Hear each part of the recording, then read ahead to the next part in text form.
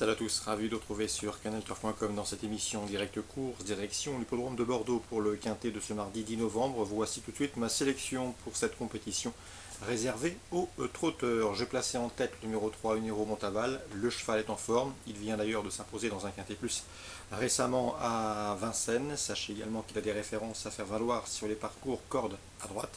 Sachez aussi qu'il sera déféré des antérieurs une nouvelle fois et confié ici à Franck Nivard, de quoi lui valoir de logique supporter. On lui posera le numéro 7, Naglo del Nord, un cheval qui est arrivé cet été dans les box et dans l'écurie des frères Martens. Il était auparavant en Scandinavie, un cheval qui n'a pas tardé à s'illustrer sur notre sol. On atteste notamment son succès autoritaire obtenu le mois dernier sur l'hippodrome de Laval. En dernier lieu, il a été victime de l'emprise du peloton à Vincennes. Mieux vaut donc le reprendre. Il trouve ici une belle occasion de refaire parler de lui.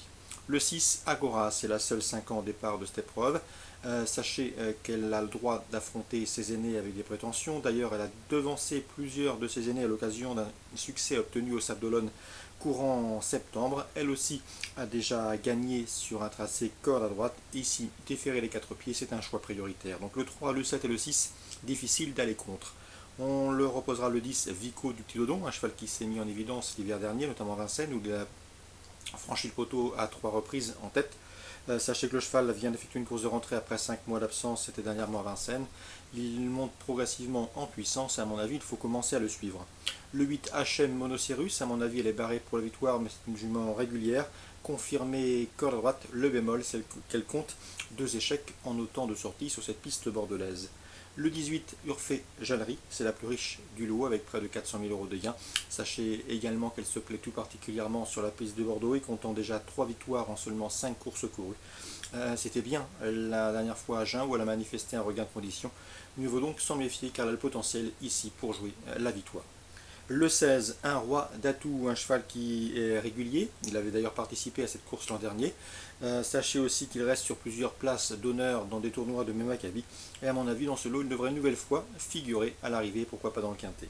Le 13, Topaz de Landry, une jument de tenue, qui après une série d'échecs vient de manifester un regain de condition en se classant 3e le 25 octobre sur ce tracé, dans une course où elle affrontait certains de ses adversaires du jour.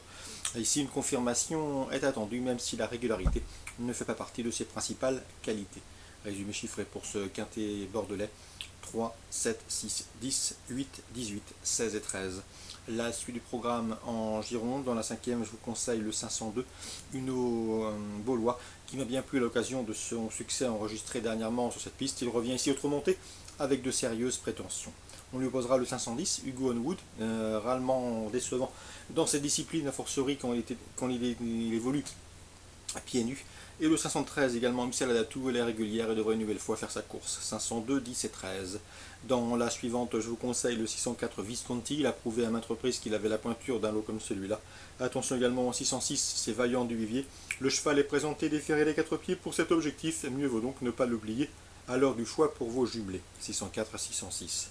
Concernant la Réunion 2 sur l'hippodrome d'Anguin, dans la 4e, attention 403, Friedrich Palast, un cheval présenté par Alain Coitil, un cheval qui avait brillé en plat mais qui a également montré de la qualité sur les balais. Il a gagné notamment à Châteaubriand courant en septembre. Sachez qu'en dernier lieu, il affrontait un lot bien composé le 7 octobre à Auteuil. Il trouve ici l'occasion de redorer son blason, je le pense capable de terminer sur le podium de cette course et ce à belle cote.